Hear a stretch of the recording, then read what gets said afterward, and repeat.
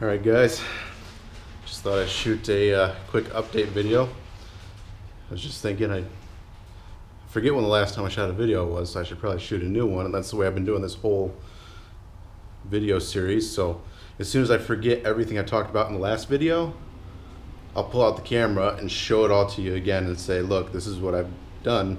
And it's like 4 videos in a row of me like, look at this. So I apologize about that, but as you can see by the garage, we got a lot going on out here. We got bare shelves and radiator. I know what you're thinking too. I lied, I don't know what you're thinking, but that sucks. So we got the truck running. I flushed the cooling system. I've actually had it running now for a couple hours at a time, and the first coolant flush, water came out black, like just black. So I continued to flush until the water started to get clearer. I did 4 flushes, and on my 4th flush the radiator started leaking, which is, you know, that's what happens when you start to flush all the dirt out of the radiator. It starts to come out of the holes that it's plugging, which is awesome because I spent $75 having that radiator fixed before I put it in there. So that's why the radiator is out. The split seam at the bottom, well, I don't know what they call it, but the where the tank meets the core right there, you can tell by all the paint peeling off, it started to seep. So I think this time, instead of taking it back and spending another $75, I'm going to clean it up and try to solder it the best I can by myself. And I think there's a lot of calcium deposits and junk in the inside there, so I think I'm going to get some vinegar, and while it's sitting on the ground like this, fill it right up with vinegar and let it soak. See if we can break down some of that mineral deposits. And that's why you use distilled water. And then we'll probably find even more holes. This is just a losing battle. I felt like recently on this project it's been 1 step forward and 2 steps back, because the if you remember, I used the transmission cooler to cool the power steering system, which it's hard to tell if it actually worked, because we were sitting here in this little enclosed area with it running for 2 or 3 hours, and no fans, because I don't have the fans on yet, and that fluid got hot, very hot. So it could just be the fact that there's no air movement, but I just don't think that that's, like, there's a little rubber insulator that goes between the reservoir and the metal, and that was like physically melting, like you couldn't put your hand on it. I also pulled this cap off after running it, and there was a ton of condensation in it, and I don't really know where that would have come from, because everything should have been dry when we put it together. So the only thought I have is that the radiator, there's a leak somewhere between the 2 systems, but I don't know which would have more pressure, so I don't know. I'm not an expert. So the other issue that we had with the power steering system was the gearbox started to leak. It was leaking out of the output shaft and the input shaft. And I was thinking about it earlier, maybe that had to do with the fluid being 300 degrees. But so I think we're going to do something different there, because this was also, there's not a lot of room to get down there, and it was a pain getting this hooked up. So we're going to scratch that and find something else for the power steering cooler. I got enough room here. I could put another one of these, a smaller, less expensive one over here. Holy cow, I thought I just saw a cat. Anyways, it scared me. So yeah, you can tell there's not a lot of room down there. So it's fun. It's a fun process getting things hooked up and stuff. So I'm trying to think if there's anything else. Oh, the intercooler stuff's done. Duh. I don't think that was done in the last video. So I still have to get, I have a filter, it just won't fit. They got that oil filter housing so close to the turbo. Holy cow, you can't see Jack on that. There's Jack. So anyways, I got the top of that oil filter housing so close to the turbo that you can't like get a filter on there. I got like the smallest one I could, and it just you can hardly fit a finger between the two. So I ordered some stuff that came from China, and they requested a signature, and I work for a living, so I wasn't home to sign for it. So maybe they'll deliver that tomorrow, I don't know. So I got to figure out the air filter. I was able to kind of cram it on there and get it to like seal good enough for the other day when we were running it, but turbo piping is on. Got lots of cool bends and stuff. That was a lot of fun. Actually, I did shoot a video about this because I remember showing you my tool. That sounded weird. So anyways, hot and cold side of the intercooler piping are done, hooked up, ready to roll. Having some issues with the gauges because I hooked up the oil pressure sender and the coolant temperature sender. I also hooked up the tachometer, which the tach runs through your computer, which that computer right now basically just runs the tach. So you have to have power to the computer in order for the tach to work. So when I had it running, the oil pressure gauge doesn't even move, and the coolant temperature gauge, once you got up to about 215, it would move off of cold, but by 215 you should be like in the up to the O in normal.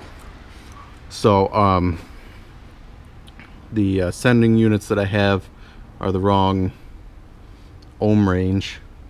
They're a different ohm range than the Ford ones, and so I got to get that figured out. I don't know if I'm going to, because I kind of looked into it yesterday. I pulled the water sender out of the old engine. I was going to put it into this one, but they're different sizes, and the Ford one is 3/8 and this one is 1/2 inch NPT. So I could get an adapter, but then the probe ain't gonna stick into the coolant, so it's not really gonna give me a very accurate reading. And I haven't looked into the oil sender yet, because one thought I had was just to do away with the factory gauges and make a custom gauge console. That way I know everything's gonna match, you know. But then that's more money. So there's a lot of unknowns at this point. The brake system, I got that all plumbed up and bled. I got a manual line lock for my parking brake because I figured that'd be quick and easy thing to do just for the time being, and then like when it gets nice out I could work on something else as a parking brake. And the manual line lock does not work. I also got a proportioning valve, and that leaks like a sieve. So eBay's letting me down, but they did offer me $10 back on my manual line lock, so half off. So I'm going to do away with all that. We're going to go without a proportioning valve, and I ordered new emergency brake cables, and the plan is to get an air brake canister. Why do I have to be so difficult? Why can't I just order both cables? Oh yeah, I threw away the pedal. Never mind. So gonna get an air brake canister, and I already got the push-pull emergency brake thing out of a school bus. So when I pull up and set my brake, it'll go psh. So it'll sound like a big rig. It'll be cool. So I gotta get the tank mounted. I got that just kind of hanging there because I was thinking about mounting it there, but I just don't know if that'll look stupid or if it'll look weird. But it's not really, I don't know if it'll fit underneath. If I had a drive shaft, I could tell for sure if it'll fit underneath, but so yeah, this is good. That's a mess in here as well. I don't know why you'd expect anything less from me, but right now we got the floor soaking in brake fluid because of the it all looks so nice too. Like, look at it, it's beautiful, but it all leaks, and yeah, so that's all got to come out. I've gotten a few questions about the pedal and how the pedal is gonna work. How am I gonna do the throttle? So this is, I can't remember if I shot a video about this before. Oh well, we're gonna make two. So oh, don't push too hard on that, you might get dripped on. This is a pedal assembly out of a Thomas bus. I don't remember what exactly it was, but it was, I think it had a Mercedes engine in it. So everyone, oh geez, see, it's dripping on me now. So it runs off of wire. This is basically just a sensor that when you push on it, it changes and tells the computer to go vroom vroom. So the sensor here, which is on the side of the pedal assembly, it has to be a cat specific sensor. And one other thing I noticed looking for a pedal was all the other ones seem to have like 6 wires going to them, which seems excessive, and the cat sensor only has 3.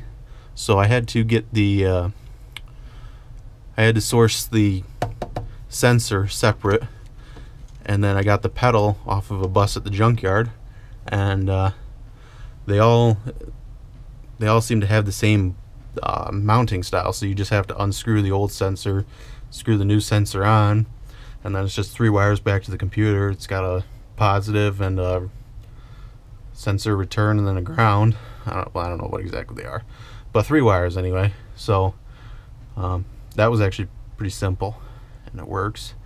And then to mount it, I used part of the mount that came from the bus. I cut it, and then I used the old pedal mount, cut everything I didn't need off of that, and just welded the 2 together. And it's in, and it works. I might want to put a stop because it doesn't go all the way to the floor.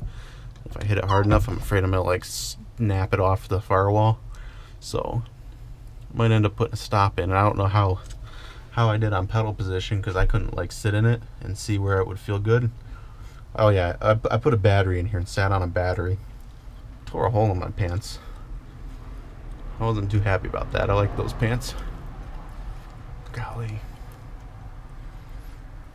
So yeah, the finish on my new floor pans is probably going to be complete garbage by the time we get to work on the interior, because it is covered in brake fluid. On the plus side though, it may take that sticker off, which is good. The other issue with the gauges was I tried to get the fuel level gauge to work and destroyed that, so now I don't have a fuel gauge, and I only have 1 tank now instead of the 2 that I had before. So when it starts to run out, I can't just flop tanks. So, but the voltage gauge works. It's the only one. When I hooked the power to the computer, the truck computer, the tachometer works, but it idles at like $3 grand. So something's a little different there. I don't know if it's like adjustable. So we might end up doing something different in this department.